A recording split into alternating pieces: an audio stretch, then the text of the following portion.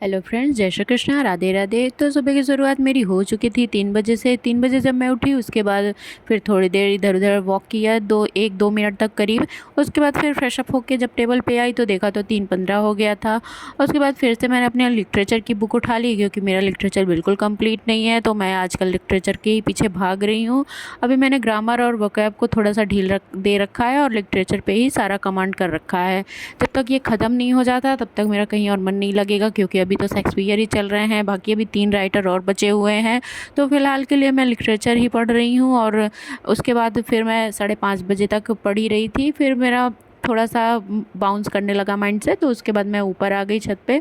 थोड़ा सा ऐसे वॉक करने के लिए जब आई, देखा तो छत पे कद्दू भी मेरा बड़ा हो चुका था, जो हार्वेस्ट करने के लिए एकदम प्रॉपर तैयार हो चुका था। तो मैंने इसको भी तोड़ के साइड में रख लिया, क्योंकि इसको नीचे ले जाना था मुझे, और ज़्यादा देर तक रखती तो फिर ये हार्ड हो जाता, तो फिर इसकी सब्ज़ी अच्छी नहीं होती। तो मैंने इसको भी तोड़ लिया। उसके बाद इसके पौधे को अच्छे से सेट कर दिया जहाँ पे ये सेट था। उसके बाद थोड़ी देर वॉक करने के बाद जब मेरा माइंड रिलैक्स हो गया, फिर मेरा मूड एकदम सही हो गया था, तो फिर से मैं नीचे चली गई थी। और फिर से करीब 1-1.5 घंटे मैंने पढ़ा था। और तब तक फिर मेरा बेबी भी उठ गया था, वो भी उठ गया, तो उसके साथ मैं लग गई थी। थोड़ी देर उसको पैम्परिंग की, और उसके बाद फिर जब वो एकदम नॉर्मल हो गया, तब जाके मैंने घर के काम निपटाने शुरू कर दिए। आज सुबह सुबह जब मेरा बेबी गेट पे खेल रहा था, तो इसने अपने गेट से पैर ही दबा लिया था, और इसको बहुत ज़्यादा चोट लग गई थी। इसके नाखून भी फट गए थे और ब्लड भी बहुत निकल रहा था। तो पहली बात तो ये पैर छूने नहीं दे रहा था, क्योंकि इसको दर्द बहुत ज़्यादा हो रहा था। तो ये बहुत आज रोया है सुबह सुबह। और उसके बाद जब ये शांत हुआ, थोड़ा नॉर्मल हुआ, तब जाके मैंने घर के काम, फिर इनको मैंने पापा जी को हैंड ओवर किया। उसके बाद मैंने घर के कामों को सारा निपटाया। उसके बाद नहा धो के हम अपना पूजा पाठ करने के बाद डायरेक्ट किचन में चले जाते हैं। नाश्ता किसी को करना ही नहीं होता है, क्योंकि जल्दी जल्दी हस्बैंड जी को भी ऑफिस जाना होता है, और मम्मा पापा जी ऐसे नॉर्मली ब्रेड या दलिया ऐसा ही कुछ नाश्ता करते हैं, तो फिर ऐसा कुछ बनाने का नीड नहीं होती है। तो डायरेक्ट हम किचन में जाके ही खाना ही चढ़ा देते हैं। उसके बाद जब हमारा खाना बन जाता है, तो तुरंत ही हमने हस्बैंड जी को खाना वाना खिला देना होता है, क्योंकि वो उनको भी ऑफिस जाना होता है। नहीं तो अभी आज तो हाई कोर्ट उनको जाना था कुछ काम से, तो वो हाई कोर्ट के लिए निकल गए। इधर ये हाई कोर्ट के लिए निकले, फिर हमने अपना घर का काम सारा निपटाया, और हम तीनों चारों लोगों ने खाना वाना खा के, और फिर मैंने साफ़ सफाई सारा करके किचन का काम समेट करके हमने थोड़ी देर नैप लिया, 5 से 10 मिनट का। उसके बाद हम पढ़ाई करने के लिए बैठ जाते हैं, क्योंकि अभी एग्ज़ाम हमारा जो है बहुत ही ज़्यादा पास में है। अभी 3 ही महीने बचे हुए हैं। पीजीटी वालों का तो 25 ही दिन मात्र बचा हुआ है। जिन लोगों ने पीजीटी का फॉर्म भर रखा है, उनकी तैयारी बहुत ज़ोरों शोरों से चल रही होगी।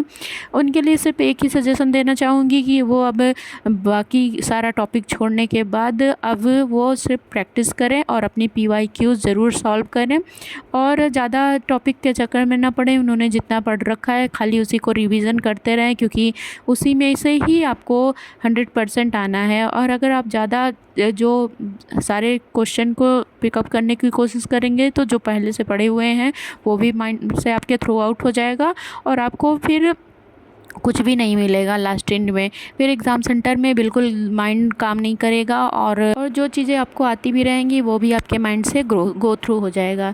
इसलिए सिर्फ मेरा सजेशन यही है कि जितना आपने पढ़ चुका है खाली उसी का रिवाइज़ करिए, और पीवाईक्यूज़ और एमसीक्यूज़ ज़रूर लगाइए। खाली ये मेरा सजेशन है, बाकी आप अपने अकॉर्डिंग, आप को पता है आप कितना बेहतर कर सकते हैं, वो आप ही जानते हैं। मैं सब टीजीटी की प्रिपरेशन कर रही हूँ, क्योंकि मेरा एमए था नहीं, तो मैंने पीजीटी का फॉर्म फिलअप नहीं किया था। और टीजीटी के साथ मैं जीआईसी और एलटी का भी प्रिपरेशन कर रही हूँ।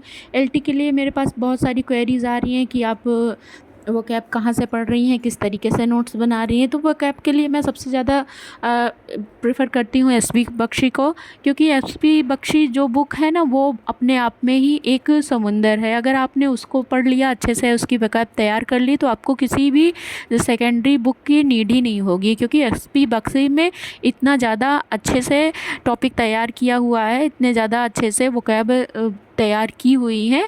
अगर आपने उसको लर्न कर लिया, उसको रिवाइज़ बार बार करते रहिए, तो आपको वोकैब के लिए कोई और दूसरी बुक की नीड ही नहीं होती है।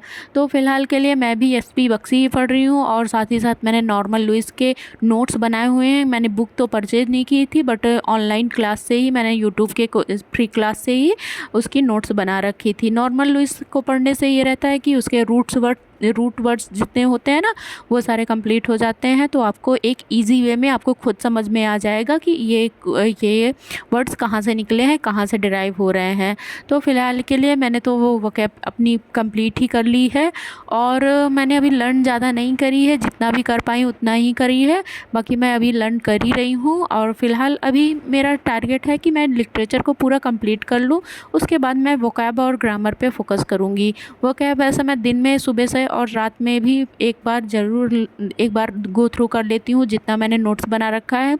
बाकी जो मैं ऐड ऑन करती रहती हूँ उसको दूसरे दिन देखती रहती हूँ। फ़िलहाल के लिए मेरा अभी लिटरेचर ही चल रहा है, और सुबह सुबह मैंने जो भी कद्दू काटा हुआ था, आज उसी की सब्ज़ी बनानी थी घर में, क्योंकि फ्रेश कद्दू था, तो मैंने सोचा कि घर में यही सब्ज़ी बनेगी। तो खाना वाना हमने बना लिया था। बाकी फिर मेरा बेबी भी यहाँ पे खेल रहा था। शाम को इसकी चोट से इसको थोड़ी सी राहत थी, तो ये फिर से अपने कूदने फांदने में लग गया था।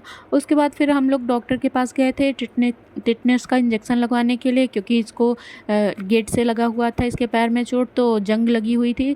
तो पहले तो हम लोग डर के चले गए थे कि इसको टिटनेस का इंजेक्शन लगवा देते हैं। बाकी वहाँ पे डॉक्टर ने बताया कि अगर इनका टीका पूरा लगा हुआ है तो इनको टिटनेस की इंजेक्शन की कोई नीड ही नहीं है, क्योंकि बच्चे को पहले से ही टिटनेस का टीका लग जाता है। तो फिलहाल हम लोग वहाँ पे इनको बिना इंजेक्शन लगवाए घर चले आए थे। थोड़ा सा दवा ववा लिए थे इनके लिए पैर में लगाने के लिए। आज के लिए बस इतना ही। Thank you for watching this video.